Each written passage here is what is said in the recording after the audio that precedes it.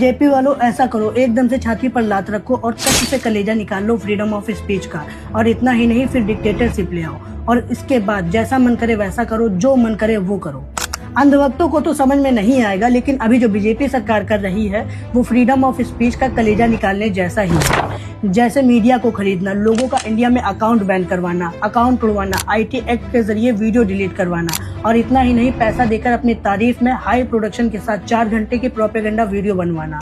और अभी जो राजमार्ग मंत्री नितिन गडकरी ने मुकेश मोहन के ऊपर 50 करोड़ रुपए का मानहानि का मुकदमा दायर किया है, ये तो रिसेंट प्रमाण है डिक्टेटरशिप का।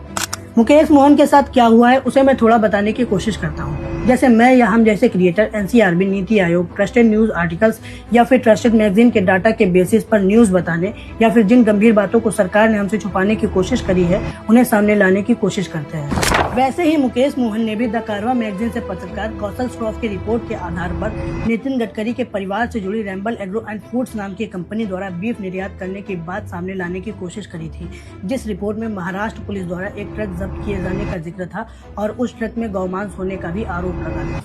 ये सारे आरोप साफ हैं और पुलिस की नजरों में भी हैं।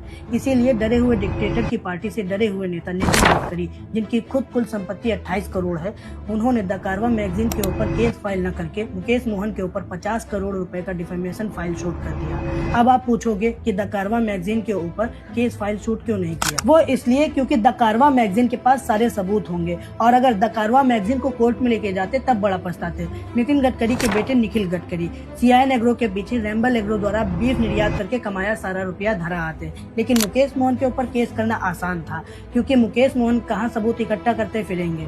अब यहाँ पर वही कहानी हो गई, अगर धोबी से न जीतो तो गधे के ही कान ऐंठ दो।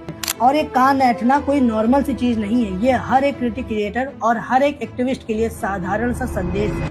अगर डिक्टेटर के खिलाफ कुछ भी बोलोगे तो ये लोग ऐसे ही करोड़ों का हंटर लेकर बैठे हैं। ये लोग केवल कहते हैं आलोचना लोकतंत्र के लिए अनिवार्य है, लेकिन आलोचना इनके लिए एक डूबती हुई कश्ती है। वैसे भी सरकार के खिलाफ बोलने में फटती है, अगर बोल भी रहे हो तो खिलाफ न जाना कभी तानाशाह के, अगर गए तो तुम्हारे ऊपर भी ऐसी ही विच हंटिंग हो सकती है।